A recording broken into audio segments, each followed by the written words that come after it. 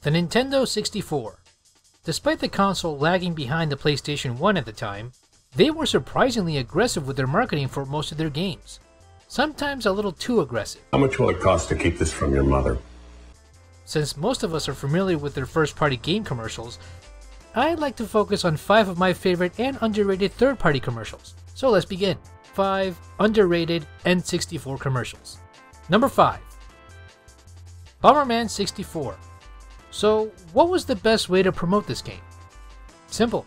Slap a parody of the 1960s Spider-Man theme on it. Bomberman, Bomberman, mass destruction across the land. Makes the bomb any size, and he's yours to customize. Oh yeah, your very own Bomberman.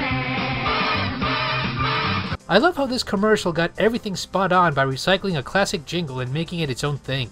The commercial was so well received, in fact, that it was even brought back and retooled for Bomberman Hero, yet more modernized for a 90s audience with a rock-heavy beat. Bomberman, Bomberman, a new adventure on ahead. Many bombs to be hurled, 60 levels, 5 new worlds. That being said, I recommend checking out the Bomberman games on the N64. Number 4. Army Men, Sarges Heroes. The commercial, having a Christmas theme, shows toy soldiers on a mission to take down their enemy, with a firecracker in their enemy's, privates. The commercial's main purpose was to sell the gag's punchline, Nutcracker. as well as show off the character's gung-ho attitude in the gameplay. The game's reviews were kinda mixed overall, but I like the effort put in the commercial. Number 3. WCW Mayhem. Me being a big wrestling fan, I get a kick out of these old commercials. This is one of those curveball commercials where it initially fools viewers thinking it's advertising something else. Picture the scene. A kid is nervously trying to ask this girl out to the prom.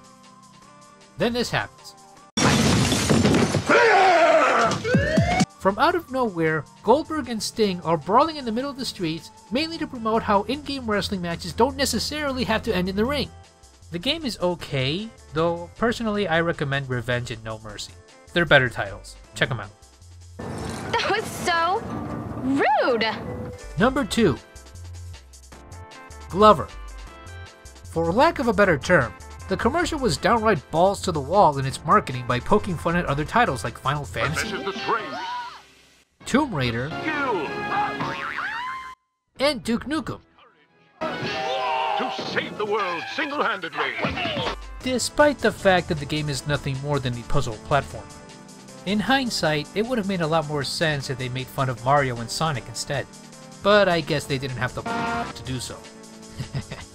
Overall, the game had mixed reviews, mainly faring a lot better on the N64 than other ports. And number 1, Battle Tanks. This commercial is easily one of my all-time favorites out of the third-party games for the console. It's another one of those curveball commercials with a mad twist. It begins as a parody of the Snuggle Bear commercials, Snuggle being the brand name of the fabric softener. Then suddenly,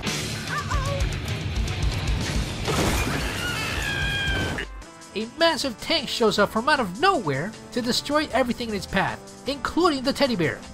A commercial so hilariously cruel, it's brilliant. And to top it off, a sequel of the game was made, with its own commercial, reviving the bear like it was the $6 Million Man, but with the same hilarious result.